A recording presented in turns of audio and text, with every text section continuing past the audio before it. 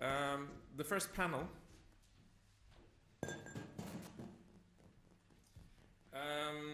and the focus of this panel is on corporate sustainability due diligence in the EU. So this reflects sort of a development of the last 5-10 years or so, where there's been a new wave of regulations aiming to govern international business towards sustainability. So not only relying on voluntary sort of corporate measures, voluntary measures on this, but actually implementing, for example, mandatory due diligence for corporations on human rights, on slave labor, and most recently in the EU on deforestation, imports of commodities linked to deforestation. So the plan was to have Maria Therese Gustafsson here to start off this. She is associate professor in political science at Stockholm University and has focused a lot of her recent research on this development. So unfortunately she has COVID and didn't want to transmit that to the rest of you. We're thankful for that. But she has provided a presentation on videos. We're going to look at that for an introduction, and then I'll ask the panelists to come up, and I'll introduce you after we've listened to Maria Therese's presentation, I think. So hopefully this can be started. Yes. Oh, hello, my name is Maria Therese Gustafsson, and I'm Associate Professor in Political Science at Stockholm University. I was supposed to be with you today, but as I got COVID, we decided that it was best to record my presentation instead. So today I will give a broad introduction to the recent wave of human rights and environmental due diligence legislation in Europe to set the scene a little bit to the discussion later on. So, transnational corporations have enjoyed limited liability for the negative impacts of their business activities in producing sites. But to govern global supply chain has proven very difficult. This is for many reasons, but different jurisdictions are involved. We can also often see many diverging interests, such as, for instance, a question on how to distribute the cost between different supply chain actors or with consumers. And moreover, there's often a lack of knowledge about local and environmental impacts that can be clearly linked to specific companies. And in the absence of binding international regimes or conventions, there has been proliferations of voluntary private regulations and standards. But these voluntary standards have often suffered from significant shortcomings, and many researchers and policymakers now agree that there is a need to adopt supply chain regulations in the home countries of companies. Here you can see a table with an overview of different supply chain regulations. The first regulation that emerged focused on environmental issues, such as European timber regulation that focused on deforestation and the Renewable Energy Directive. More recently, supply chain regulations have focused mainly on human rights impacts. Among them are the UK Modern Slavery Act, the Dutch Child Labour Due Diligence Law, for example. Then we have some more comprehensive laws in its scope that focuses both on human rights and the environment, and that covers different sectors. Examples of such laws are the French Duty of Vigilance Law and the Corporate Sustainability Due Diligence Directive at the EU level. There has been some critique that the environmental dimension has been weakly integrated in such regulations. For example, such as climate change has been weakly integrated in the CSDDD, which is a major limitation and a lost opportunity to hold companies accountable in that regard. The EUDR mainly focuses on deforestation, but when assessing deforestation risk, companies need to take into account violations of human rights that are associated with deforestation, such as rights of indigenous peoples and land tenure. And generally, as human rights and environmental issues are often intrinsically linked, it's important that such regulation adequately address such interlinked problems in order to avoid negative consequences or trade-offs. Human rights due diligence means that companies must assess actual and potential human rights impacts, to integrate and act upon the findings, and to track responses and be transparent about how such impacts are addressed. Whereas the United Nations Guiding Principle on Business and Human Rights only focused on human rights, the OECD guidelines on multinational enterprises extended this initial focus on human rights to also include environmental duties. And this is why we usually refer to human rights and environmental due diligence. A critical component of any due diligence system is that stakeholders and right holders play a key role in all stages of developing the due diligence system. And they should also be judicial and non-judicial measures to provide for access to remedies, such as grievance mechanisms, are really key to any due diligence system. With regard to implementation processes, I think there are some important lessons to be learned from the French due diligence law, because it entered into force in 2017, so it has some years now. And together with my colleague Almut Chilling-Macaflor, I have analyzed how French companies involved in the soy and beef supply chain between France and Germany comply with the law. And I would just like to share a couple of highlights of what we found. First, there is a lot of information about risk assessments and mitigation measures, but there is quite little information about the effectiveness of such actions. Generally, it's difficult to verify the claims made by the companies and assess to what extent they source products from risk areas. There has also been a critique that there is too much focus on process rather than the outcome. If companies can show that they have good procedures in place and follow the protocol, this is somehow enough, even though it's actually not contribute to reduce the actual risk. And this is very much in line with the sort of business logic of due diligence, to focus on the process. Second, companies typically prioritize the risks that are high on the global agenda or important for consumers, such as deforestation, climate change, whereas there is much less attention to issues that matter for local communities. And third, another important point is that companies rely quite a lot on private voluntary instruments, such as self-assessment, certification, auditing, and multi-stakeholder initiatives as a way to demonstrate that they comply with the due diligence obligations. And it's a sort of concern that this contributes to legitimize existing private voluntary standards that are have important shortcomings in the first place. And finally, whereas stakeholder consultations are key tools to engage with groups affected by business activities and ensure that risks are assessed adequately. There's also the question of grievance mechanism that is aimed at enabling affected groups to raise concerns about business-related human rights abuse and get access to remedy. A key problem that we found was that companies usually consulted only with trade unions, NGOs, and engaged in multi-stakeholder initiatives, but rarely with right holders or grassroots organizations. And this is, of course, a lost opportunity to get input on their adequacy of their risk assessment. In turn, the grievance mechanisms are company controlled and rarely used outside of the company. And it's also very unclear how the companies have handled the alerts about human rights or environmental impacts. So to get a realistic picture of the potential of human rights and environmental due diligence to bring actual change on the ground, I think we need to look at three aspects. First, the legal design of the laws matters. The laws differ in terms of their scope, required procedures and enforcement mechanisms, and the devil is really in the detail. Secondly, state institutions on both sides of the supply chain play an important role in making companies comply in a more meaningful way. On the demand side, setting up competent authorities with sufficient resources to oversee company compliance is critical. The existence of public monitoring systems of impacts and the quality of law enforcement in producing countries is also very important.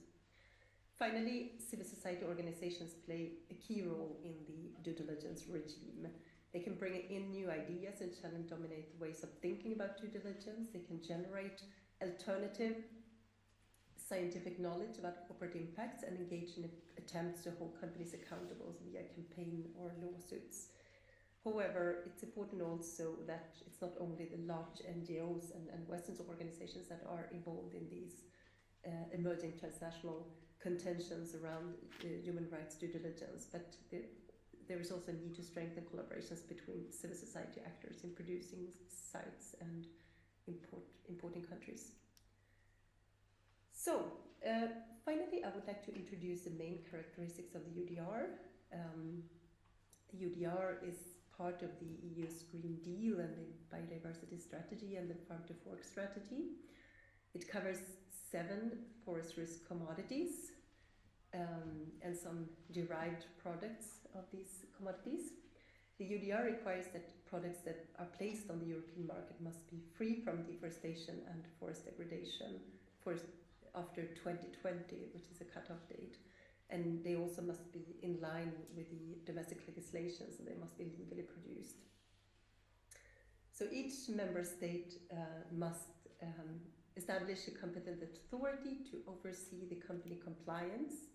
And there is also a sort of benchmark systems where countries are identified as high, normal, or low risk countries for deforestation. And the EU will also set up some sort of digital registration systems and has also committed to develop a forest observatory to collect data on deforestation and forest degradation to support the implementation.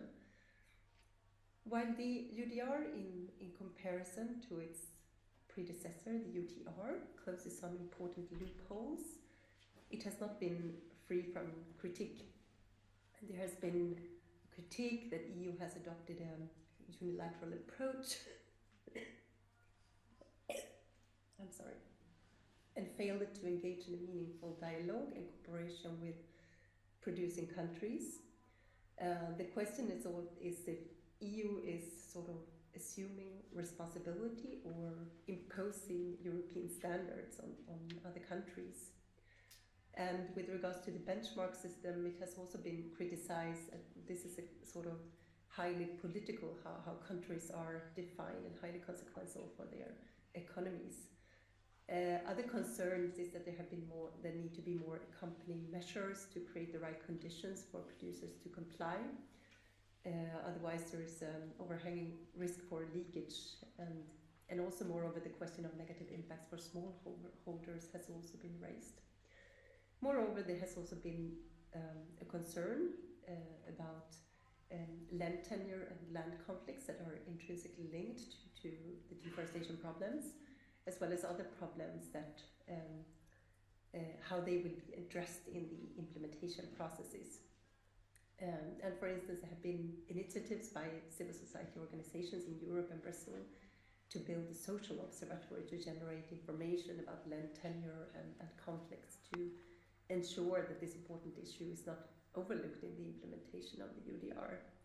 But overall, I think it's really important, the question that the EU strengthen the collaborative relationships with producing countries, and it remains to be seen how that will be done in the next few years. But I will end there, and thank you very much. Let's give Maria-Therese an applause. Hopefully she heard that all the way to where she is now resting, recuperating. So, we're going to have a discussion based on this background. So I invite to the panel here. We can start with Sara Sundqvist, who's a policy expert at the Swedish Food Federation, Livsmedelsföretagen. Thank you very much for coming. And Per Larsson, who's a senior forest advisor at the World Wildlife Fund, Sweden, WWF. I should say that both Sara and Per are part of the expert group, Maria Rydlund as well from Naturskyddsföreningen who's here, of the ongoing public inquiry, SOU, on the implementation of the EUDR in Sweden. And they're actually having a meeting this afternoon at 12:30, so they have to run out. So, but if you want to sort of throw something with them to that discussions, then it's a good chance, because they will meet right after. And then we have two Focali researchers, Myron Bastos Lima, who's a senior research fellow at Stockholm Environment Institute, and a research lead at TRACE, Transparency for Sustainable Economies. And we have also Johanna Konen, who's a postdoc at Leuphana University in Lüneburg, Germany. I'm going to join you as well.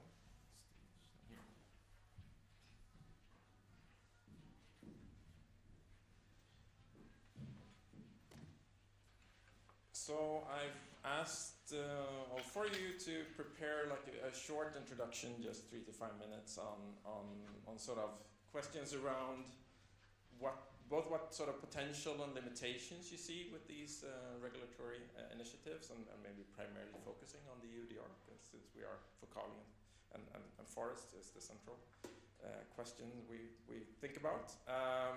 In terms of fostering more sustainable global supply chains. And secondly, what conditions and complementary measures or by different actors are needed for them to make them effective. And lastly, then also the focus on Swedish actors and how we could, in different ways, contribute to the implementation of these regulations. So, Sara, do you want to start? And it should be on. So, thank you for letting me be here with you. And for this, I think Maria Therese made it very good when she took both of these legislation together, because you can't see them one by one. We have the due diligence and we have the deforestation, and we have actually quite a few others that will make things more complicated for the companies, but also will put focus for the companies that this is important. This is not anything that you can just choose to do or not. I think that's the main good part with this wave of legislations, as she said, and I agree to that. It's a wave of legislations. So I think for the food and drink industry, this has been quite natural way to go. We have seen this coming. We have seen the problem when you work with the soil every day and the product from the soil, and then you realize that this is something we have to manage with. We can't do this. We have the actually quite a few our biggest companies working really close with the Commission in these questions, because we see this forced labor, we see the deforestation, we see the lack of responsibility happening right now. But there is a but. When you have this, when you're encompassed within several of this legislation, we see that it will strain resources from both the companies and the supply chain to commit to this legislation. So I think that's quite important to talk about, because this administrative burden will trickle down the system, and we have quite a lot of smallholders. If we look at soy, palm oil, beef, cocoa, not at very much in the cocoa business and the coffee business, we have really lot of smallholders. They are small self-supplying family businesses, and we have these really big holders too. And I see quite a big fear that we will withdraw the markets from the smallholders to go to the biggest companies, because that's the most easy way to do it. And we all know that the way out of poverty is trade. And if the biggest companies or the medium-sized companies will withdraw on these markets, I think that will be, we will turn the clock back for 30 years. So I think that's so important to realize that this is a big issue, and the Commission said we will come with these guidelines, but we have been waiting for guidelines for years, and that's not really big priority. But I think that these guidelines, how these smallholders should comply to this, is really, really important, because I think the market withdrawal is really an issue, and I think that's the big question in this, how these smallholders will keep up with this policy making. I think it's much more, and I don't feel that question is really, really highlighted. It isn't on in big importance, and when you hear the Commission talking about it, that's not the big issue for them, and I think that's the big issue for the global community. And we heard these companies talking about. Maria Therese said that they're quite angry with us. I don't think really we do understand how angry with us they are, because this is just post-colonialism. You're doing this, and I think we have to address that too, and say we do this together. This is for your sake, for our sake, for the sake of the planet. It's not ours. It's not just Europe pushing down our policies. This is for all of us, but we haven't done that yet. So that's the thing we have to do. With that said, I think this will be good, but we have a bit to go. Just talking and implement this in a good way. I think that's the most important thing to do now. So, thank you. Thanks a lot, Sarah. And you can pass it on to Per. Thanks. Maybe I will talk only about EUDR actually, because that's what INWF has worked very much with actually. I think we for more than 10 years have advocated that there is a need of legislation to address deforestation. A little bit as a follow-up of earlier legislation which already exists on illegality and timber actually. And of course, if we're looking at the EU is together with China the biggest markets actually for agriculture and forestry products which are linked to deforestation and forest degradation. So I think what EU does has importance actually, and hopefully also outside of the EU and the EU market. If we have welcomed and worked very much to influence the EUDR during the negotiations and before actually. I think there was very much work actually before there even came a legal proposal from the Commission. Now it's very much focusing how will this be implemented. We don't know, but it's within a little bit more than 1 year. I think it will come into force. So that's of course a very important thing. I think there are of course weaknesses, even if we in general are very positive and think that this sets an example for other market countries to adopt similar legislation. Some loopholes which were maybe not mentioned earlier is that it only covers forests so far, not other natural ecosystems or more not so densely forested ecosystem. That's something which might come later on. And also the financial sector is in no way covered. It's strictly focused on these 7 commodities, which I think are very clearly linked to illegality or deforestation. If I look at the questions we were asked here by Martin, I would maybe comment on some of them. I think what is the potential? I think the potential as I see it is that it sets a clear minimum standard on sourcing of this type of commodities and removing deforestation and legality from commodity production actually. And I also hope that it will set an example for other market countries. I think there is already today very much discussion on a bill in the US actually, which is in Congress, which gets, and I think as we saw with legality legislation for timber 10 years ago, many other markets, countries or regions adopted similar things after the EU was the first one.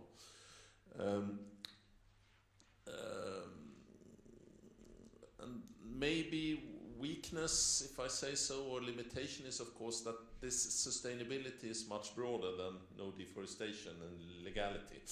So I think that's of course a risk that we go back to very little more basic focus on these things, and you think companies and other things that this is enough. So I think it's important to be aware about that and more see this as a basic ceiling actually, and also that other tools like credible certification, etc., play a very important role because they can cover more actually, and not least policy reforms in producer countries are very important.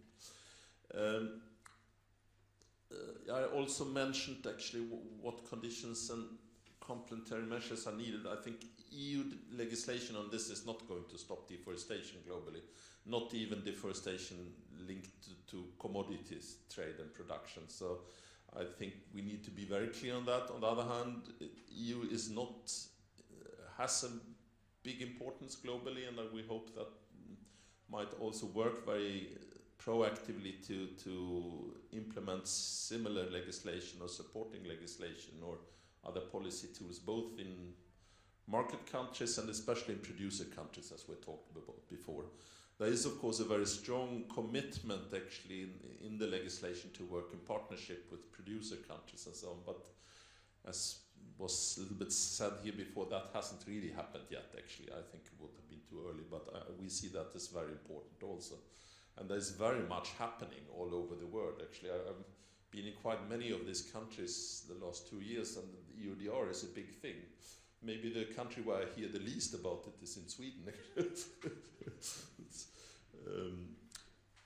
And the last thing, maybe what can Swedish actors contribute? I think this is a very, I see, starting with research maybe being here at Focali, I think you have very relevant research focus already today, and I know that some of the research that, for example, Martins and his research group has done definitely has been influencing the legislation actually when it was developed actually. I think you did some very interesting analysis and so on, which has been used for advocacy by us and others actually.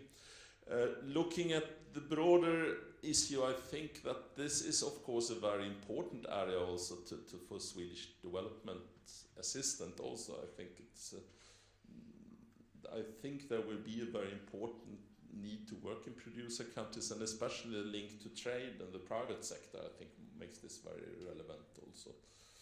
So that's maybe my main issues. Then I think it also opens up, as Sara said, I think more companies who maybe didn't have commodities and sustainability of commodities on the agenda the same way. I think that many more will learn more about these issues and focus more on the sustainability work, hopefully, when you set the minimum legislation, which also is very strict on some things when it comes to traceability and so on. That wasn't mentioned before. That's maybe one of the game changers, that it's very new way of demanding what type of traceability information you need. Thanks a lot, Per. Myron. All right. Thanks, Martin, and thanks, everyone. I'm going to divide what I'm going to say in two parts. I'm going to first make a critique and then a suggestion. And I'm warning in advance there will be a suggestion in case you think I get to be too negative. I think it's very good this has come up as sister pieces of legislation, but I think that only does half the job. I sometimes think to myself, what is the best case scenario? We know there are incompleteness in it. I think Per has just referred to one, that the EUDR cover high forests but not other areas of conservation importance, such as the Cerrado in Brazil. I'm originally from Brazil, so you may hear me refer to it in a bit more detail to illustrate some of my points. There are incompleteness, and there are risks of making things worse, which is the case with the inclusion of smallholders, as Sara said, and the risk that we may exclude them further. We know they're already vulnerable stakeholders. So there are limitations that may be covered. There is a revision process foreseen for a couple of years from now. Some of us hope they may get fixed there. But even if all of that goes well, even if there is a best case scenario for its implementation, I would like to argue that is just half the job done. That is just the half about trying not to have these supply chains create so much trouble in the world in terms of deforestation, in terms of gross human rights violations, such as indigenous people's land rights violations, labor exploitation, slavery labor, and so forth. But there is an underlying assumption there that bugs me, which is that except for deforestation and when things go bloody, those supply chains are a good thing. And those 7 supply chains can lift those countries out of poverty, address global inequality issues, or at least move us towards a more equitable world and so forth. And I would like to point out that cuts far short from it. Those supply chains create huge issues in terms of pesticide contamination. My country happens to be the champion in pesticide use and contamination. Those supply chains, in some cases such as palm oil and cocoa, sometimes do help with job creation in areas that need it, but not everywhere. Soy, for example, is a very rich man's crop. Cattle in South America is very much big business that includes some small players, but it's full of problems. It's an extremely male-dominated chain. You just go to those regions around the Amazon, be it in Brazil, Colombia, you will see the women are frequently excluded and do other things that nobody is paying attention to. So my critique is that we cannot reify those few dominant supply chains that have served European business, Chinese business, by having raw materials flowing from those countries, and take that as the departure and the arrival point. That is the departure point because it's what we've got, but we've got to be more creative, and here I pivot to my suggestion side. We got to be more creative and complement these do no harm measures with do good measures. Now, what do they look like? Someone said here that trade is key to lifting. Perhaps it was you, Sarah. Trade is key to lifting people out of poverty and creating a better place in those landscapes that are far away, but that we here are connected to at a distance, over a distance. So how about trading over other goods that are actually produced in more equitable, inclusive, biodiverse production systems? We cannot just leave them there. How about we engage with those other production systems that sometimes are competing for space in critical ecosystems such as the Amazon, and we find a way to, with one hand, we are controlling the unfettered expansion of problematic supply chains. With the other hand, we are supporting those other more sustainable production systems that could keep people with their livelihoods in biodiverse production systems, sometimes supporting their local food systems as well, because we don't eat only soy with palm oil and maybe some chocolate sprinkled on top. Who would want that? So, even if there's plenty of artificial flavoring. So, that's the other part that I think is sometimes missing and that Swedish actors can disproportionately help with.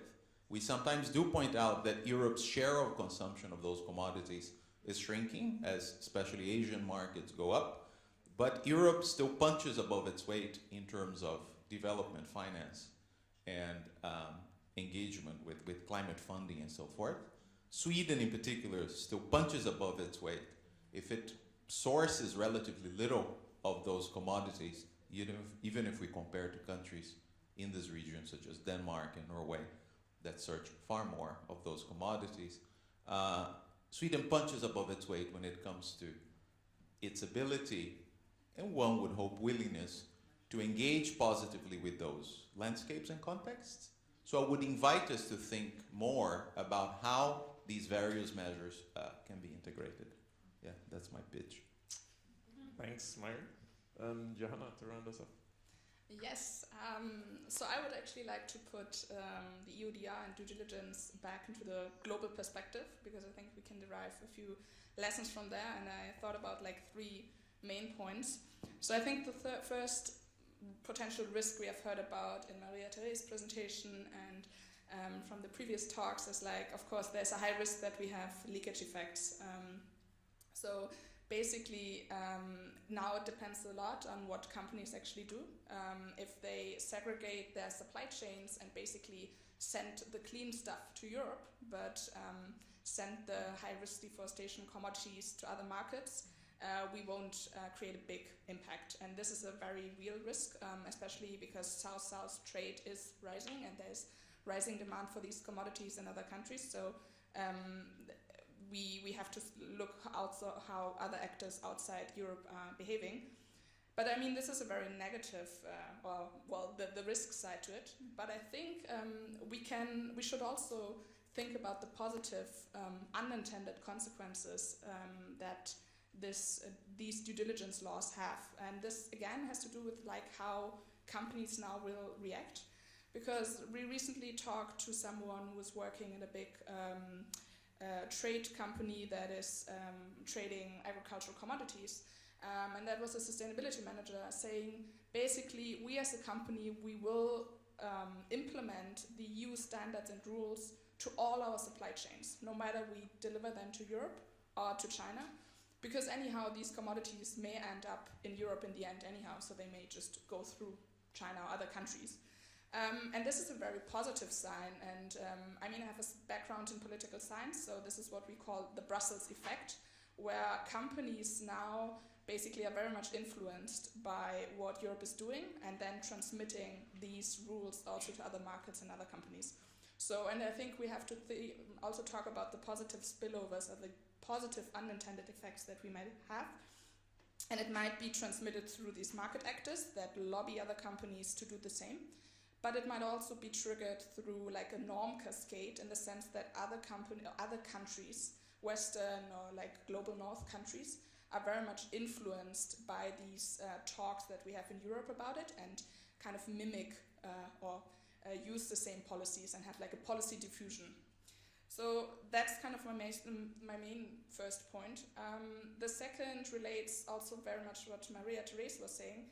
I think I really want to stress the importance of transnational civil society networks, because at the moment we talk a lot about implementation. So how do we actually do all this? But I think we already have to go a step further and think about what happens then. How do we check compliance? And their information flows are critical. At the moment we try to do all this about traceability, but in the end we need to check what are actually companies complying with these EU and Global North regulations. And with the EUDR, we can very much sit here in our European offices and do like remote sensing and check if companies adhere at least to the non-deforestation clause in the regulation. But if it comes to other human rights and environmental issues, we need to know what is happening on the ground. And what was interesting talking to fellow researchers in the past couple of days is I realized I don't do so much like field research, but many of you do. And many people were saying, well, we can't go to that region, we can't go to this country because it's too dangerous for us. So basically in these cases, how do we get the knowledge about human rights violations if, especially we as researchers, are not able to go to certain countries? So I think we really need to think about how do we strengthen the civil society networks to feed back the information from these countries if companies don't comply with the rules and regulations that we created here in the Global North, and create these information flows. And the last point is I want to put due diligence policies into the broader policy landscape, because this is just one and it's not operating in a void. There are other policies around it. One is trade agreements. I mean, trade has been mentioned. And I think we need to think that we also need to address the underlying drivers of deforestation and these issues. And one of these drivers is still European overconsumption.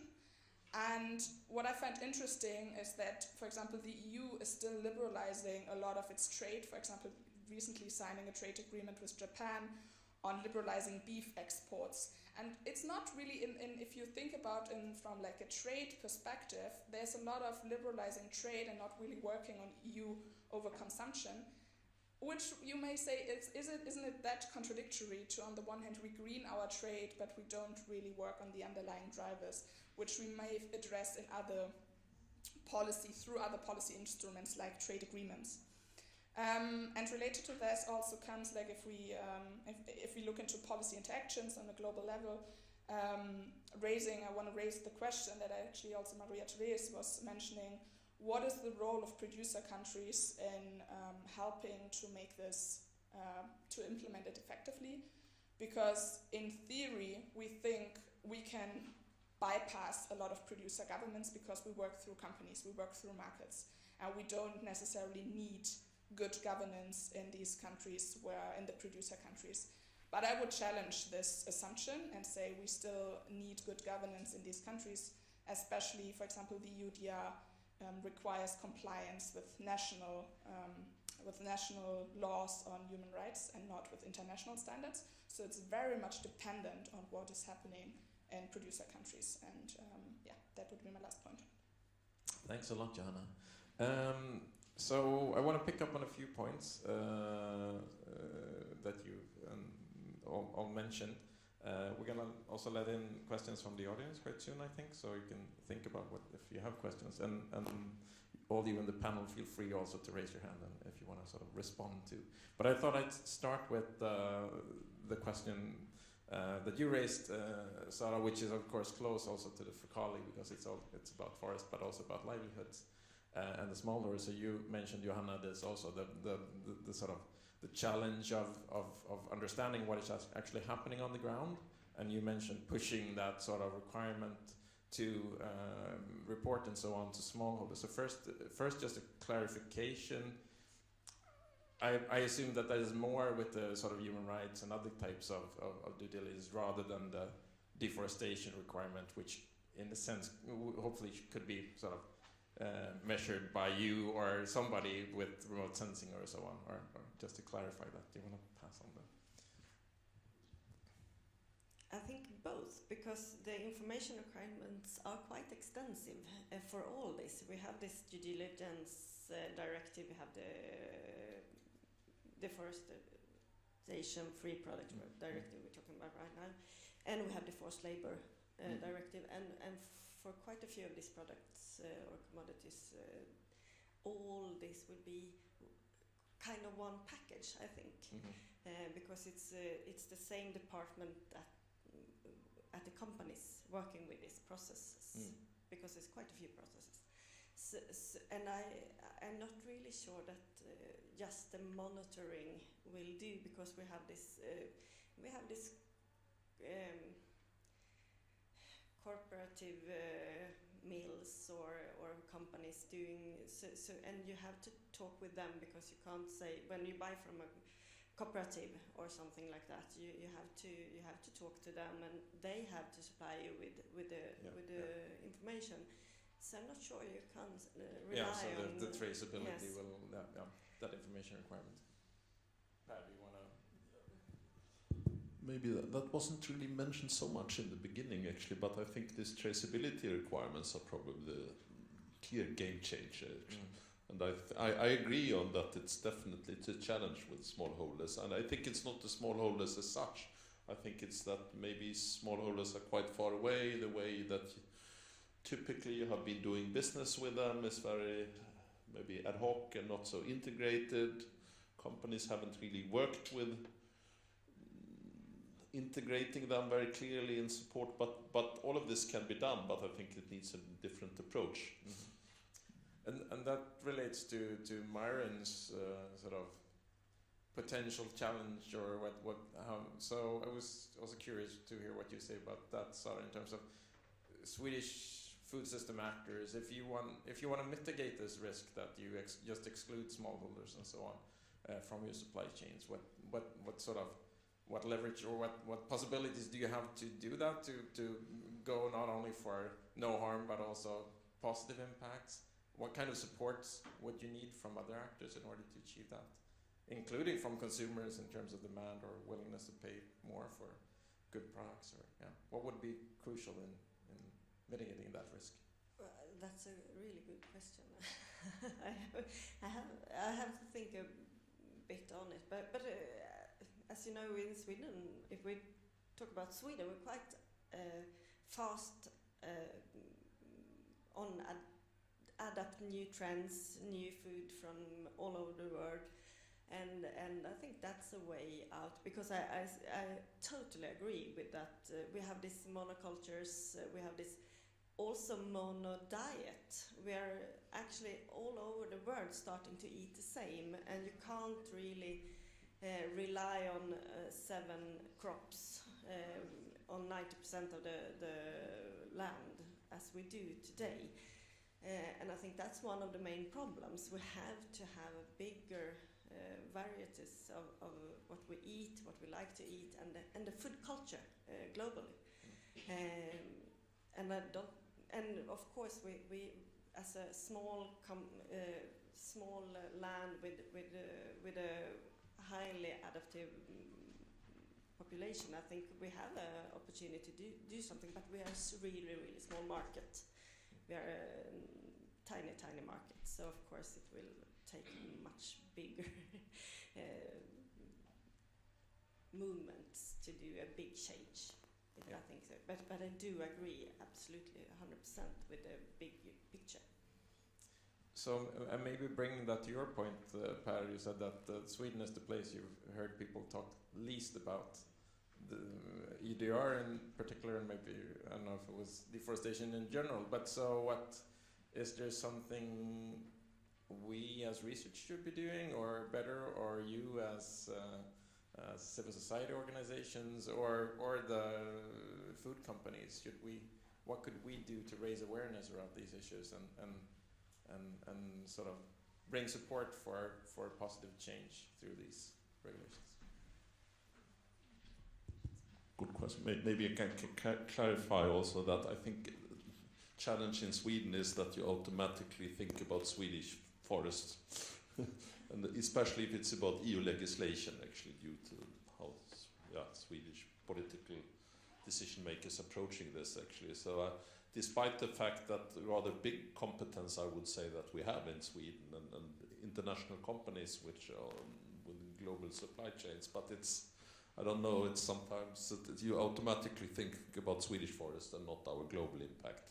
So I think that's important to raise. But I think Sweden has also quite many actors who actually influence forest or land use far outside Sweden, and I think raising the awareness about that is important.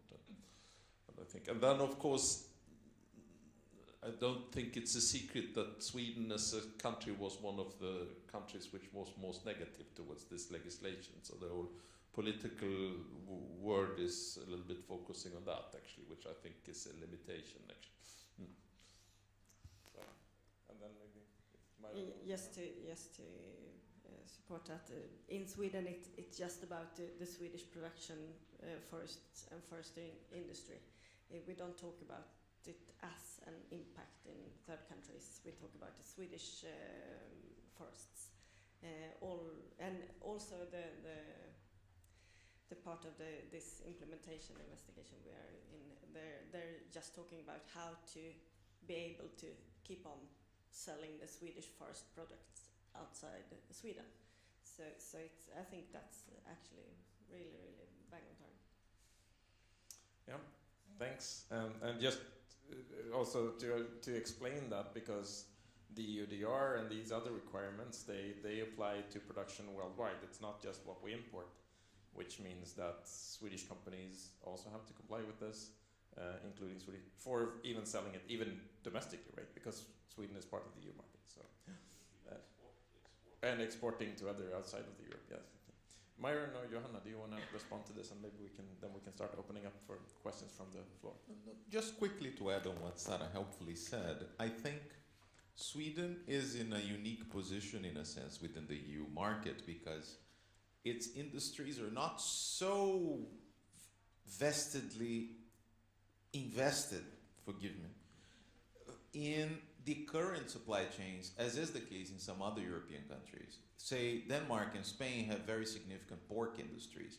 So they will not give up on soy so easily because that would wreck an important sector.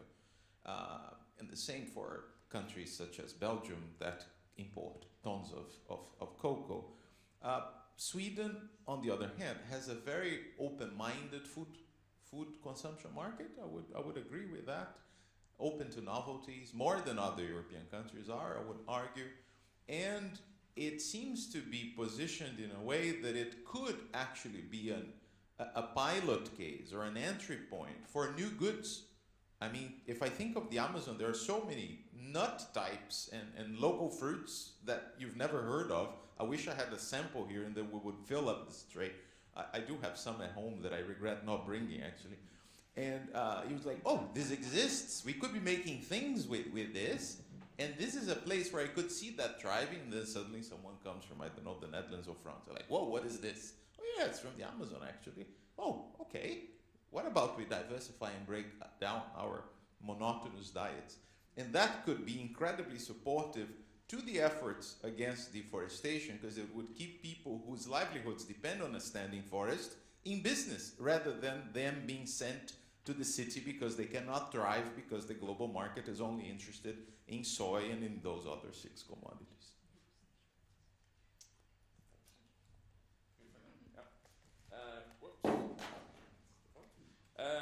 Yeah, questions from the floor.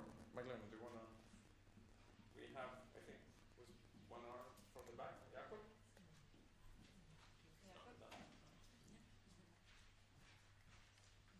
So it's, I wonder if you imagine those new commodities being introduced and contributing to sustainability, and because you think, because they are sustainable right now, but as you imagine demand, rising for those new nuts, for instance, wouldn't that lead to a more an industrialization of this production and all those pathological side effects that we're seeing with soy and other large commodities? Thanks. And you want to introduce yourself, Jakob? I'm Jakob Truskowski from Gothenburg. Yeah. Thanks, Jakob. I'm very happy you made this question, because it's a common phantom that many people here in Europe say, with some reason. They're like, look what happened, and then there will come 1 or 2 horror stories about this product that was locally consumed, and then it became a fever, and then the prices went up, and local smallholders went out of business because of this sudden demand. This does happen in some cases. I'm not going to deny reality, but it shouldn't stop us from trying to do it better, and there are good examples where this has happened better. I'll give you one only for brevity. Okay, somewhat working. Yeah. For brevity. I talk loud anyway, so you hear me. We'll see. And that's acai berry, which is from the Amazon, and now it's $1 billion thing. I was in the Amazon and talked to some acai producers just 3 months ago, and there are issues. Yes, there are some issues. There are a few things to polish, but fewer issues, far fewer issues than with those main commodities. Even if you compare with some smallholder crops such as cocoa, in the Amazonian context, acai is a far more inclusive supply chain, and it creates, let's say, prosperity in an inclusive way for a lot of people. So why not learn from those lessons instead of giving up on it in advance, saying we shouldn't be tampering with that?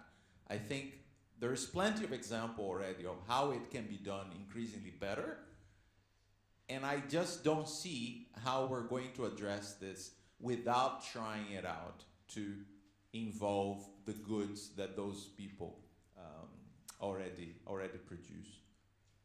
Yes, sir. It would be interesting to hear sort of a reality check from your side and corporate side. Yes, and I think the biggest challenges with that kind of matters is when it's fat or when it's feed. Because when it's, we have this global high demand of high quality fats, as of palm oil is the best example. And then you have when it's when it used to feed animals. And then you have the corn, you have this, you have the soy of course, but you also have corn and some other crops. But if you're not looking at that, if you're looking at acai or something, nuts or seeds, they're not that high. You can't eat that much. So it would be this really, really high demand. Am I right? Thanks for your question. Rosa Goodman, SLU. This is a little bit confrontational. So I'm kind of shaking. No, it's just like, honestly, it's so hard, and you guys have heard this rant before, many of you, to sit here and listen to all these calls for, I mean, in this group you haven't said it, but in forestry it's like, nothing short of transformational change will save us.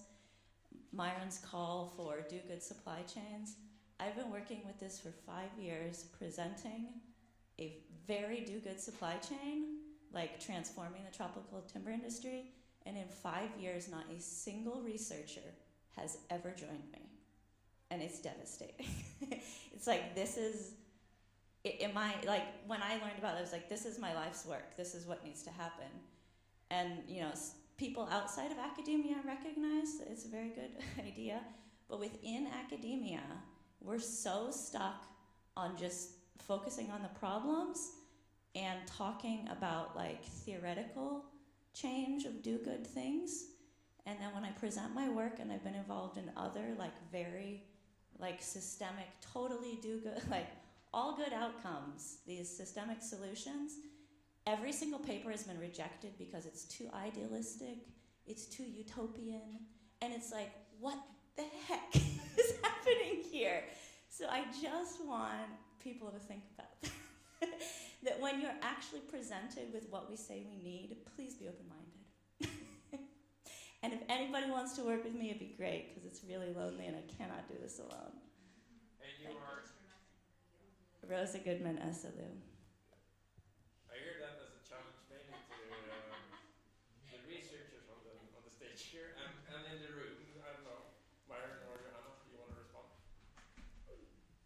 Yeah, I mean, I think just being here on like trying to have this like science policy interface is the first step to opening up to not being close-minded just on academic thinking and thinking like outside the box, engaging with like more the practical issues, and then bringing like your perspectives in where we are not so narrowly minded on, okay, we stick to our scientific concepts and just try to understand the problems. So that would just be I don't know, like a way to maybe engage with these ideas, because this is like, these forums are like more open to discuss a bit science policy interface and bring these ideas in.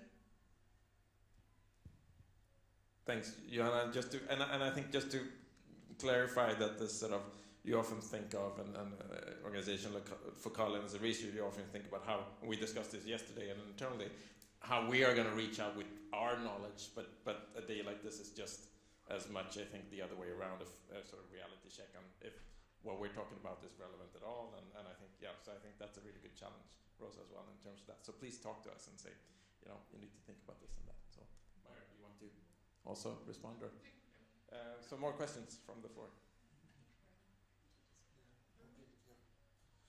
Yeah, yeah, I have to. Yeah, I'm Raymond Achusamdon from the Tenure Facility. Yeah, what really catches me in this presentation is this issue of leakage and how the traceability and the compliance of this in the producing country can be managed.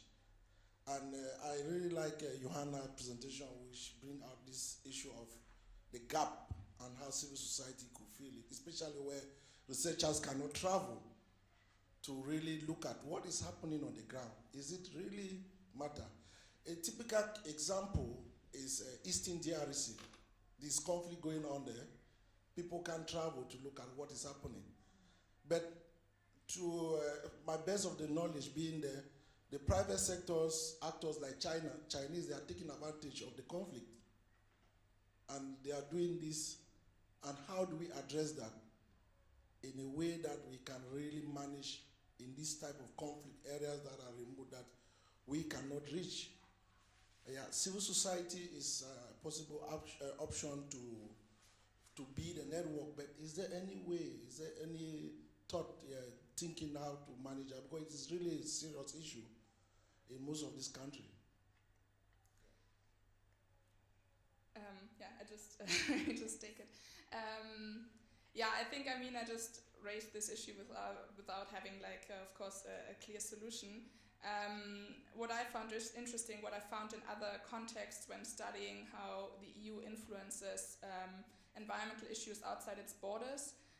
One way is that EU actors, or it can also be Swedish actors, support civil society organizations on the ground through funding, and this can take very subtle ways that are not so obvious, like funding studies that civil society organizations do on certain topics, for example. So that would be a first, and thereby also setting the agenda. Like, this is experience from a completely different context, but there EU actors were funding a study on transparency by a local NGO, and that NGO had a lot of freedom to decide how it interpret like this mandate, and was coming up. And in that sense, it was like EU, you can also criticize it, was trying to, I mean, was influencing the agenda of that local NGO, which is, yeah, it can be critical in setting, you know, what they should look into. That would be one way to say, okay, how get an understanding of the civil society networks on the ground. And then, of course, through research, I mean, just having a research project on knowing how we create channels, how this information is received, and how local NGOs connect with also like northern-based NGOs, and how this how they interact would be very interesting, and how this information flows are received and can be also basically portrayed in our discourses here in like the EU context. Yeah, but of course it's not like a single solution to it. I think very good question and discussion.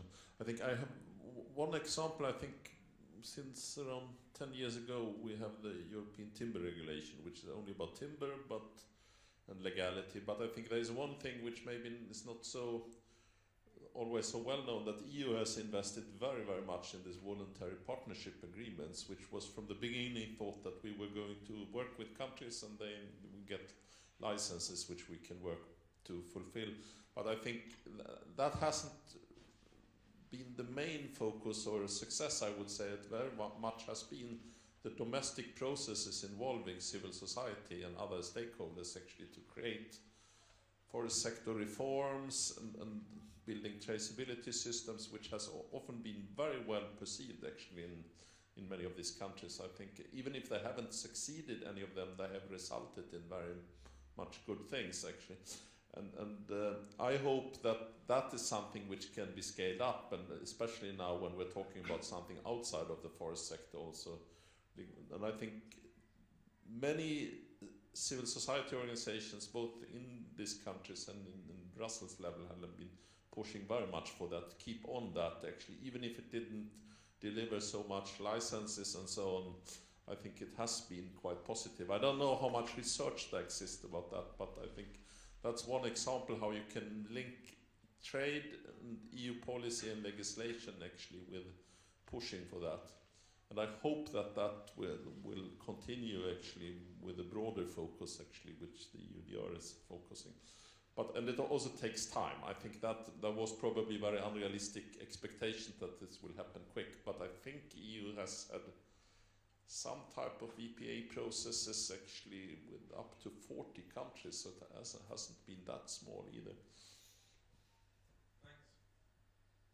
Yes, I'm Jessica Lopez from Lund University, and I do agree with Myron that we are covering sort of like half of the problem. But I have a very specific question, and this is more on how on the puzzle illegality has been seen in all this processing. A high percentage of the supply chains are connected to very criminalized gangs and all these different, specifically cattle ranching, all the produce that is illegally connected to the legal supply chain. How is EU targeting that, and how, I mean, there is some research about it, but this has a really important role in detecting traceability, provenance, transparency, and this is a huge problem and all across the Pan-Amazonian region. So, yeah, curious about. The legality question, sure. I'll take the bomb.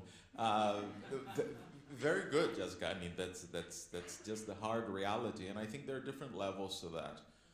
From, on the one hand, the very hardcore narco trafficking that is involved with such supply chains in the Amazon.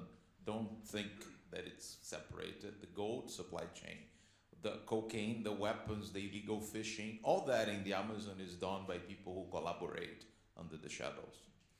That's important to take note.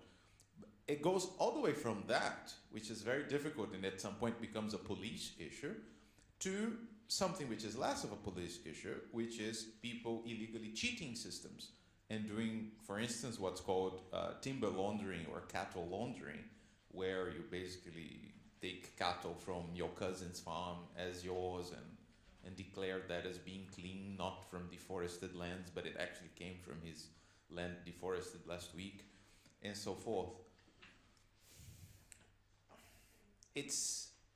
I think the beginning of the answer to that, I won't have the whole answer, maybe colleagues can help. I think the beginning of the answer to that is a risk benchmarking system. You cannot treat the whole of Colombia or the whole of Brazil as being as risky.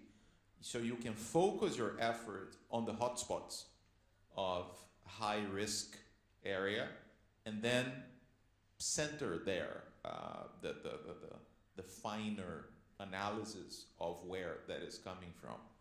Now, that does bring the risk that then buyers from strict Europe will simply not source from high risk area. And I know at least in Germany there's a whole discussion about responsible disengagement and how do you do it if you indeed will start sourcing from the areas that are less risky. And there the leakage problem comes in because they will find less concerned buyers. Yeah. And I think that EU as an governmental, they are quite crowded with their own food frauds, because we have quite a lot of food frauds inside EU, in EU production, and it's all about selling conventional as ecological or selling sugar solutions as honey. So I think, and the meat thing is quite common in Europe too. And I think they're actually really just starting to look seriously in that. So I think we have a bit to go before we're starting to look out as government. But I think the companies are quite, I think they're quite aware. Some of them are quite aware and looking into this, because it's hard to have to work with that kind of supply chain, of course. So if we have a serious company looking at their own due diligence, because it's not new for the food industry to do a due diligence, and then I think they working with it as good as they can. But that actually one of the questions raised in this legislation is we have to have the government behind us when we're pushing our policies forwards. We can't do this alone, especially when you talk about forced labor. You have to have the legislation in your back.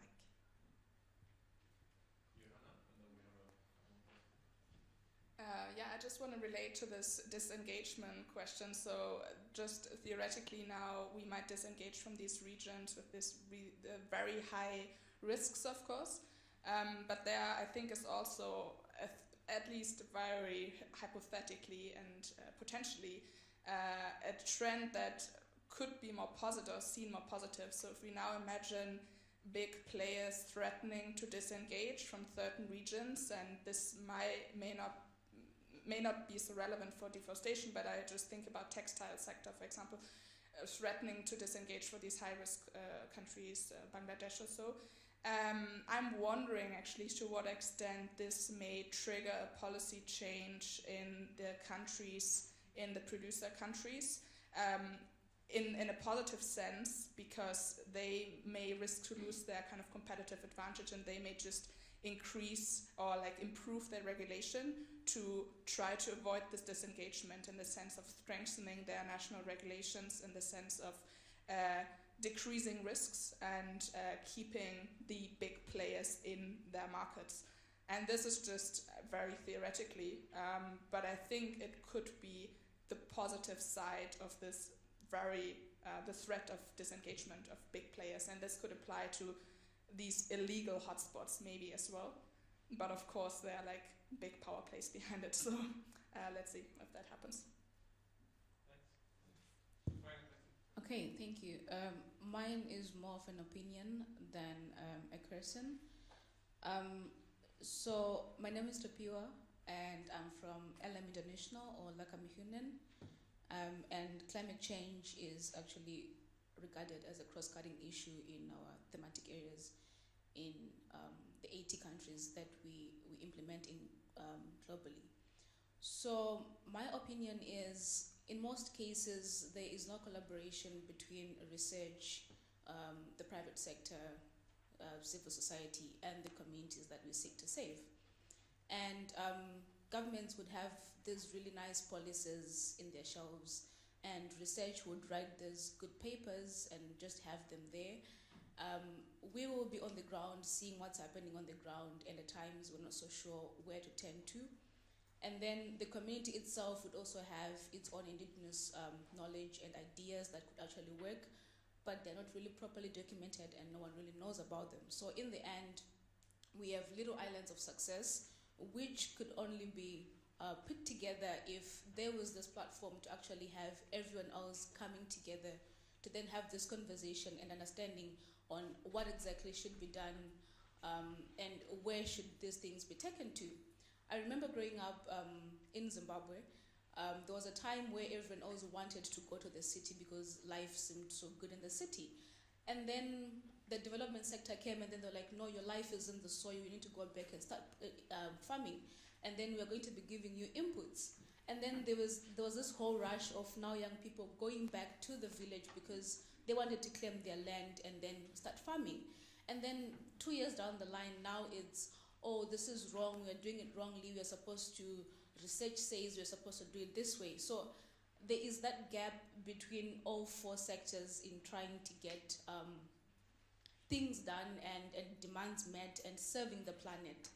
And that being said, my last words would be, no matter how remote it might seem, but when climate change really comes, it's coming for everyone. Whether you are in the global south, or you're in the global north, or you are sitting in an office in Stockholm, or you are in a little village in DRC. So, thank you. Thank you. Anybody want to respond or reflect on that? So do we have, let me see. I think we need to wrap up, and I want to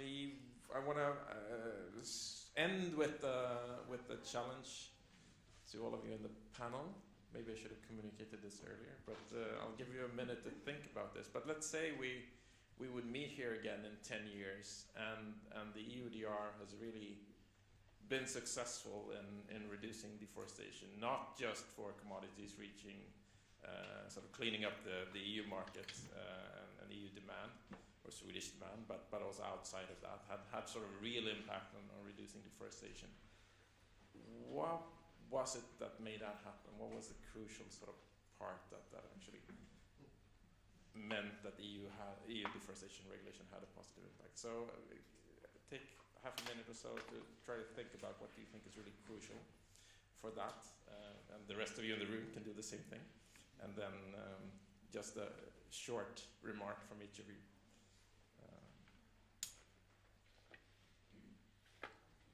You want to start, Sarah? Yeah, thanks. I think the key we have been talking about it. It's a close collaboration with the supply, the countries for this supply, and not only the countries, but all what we talked about, the civil society and all this.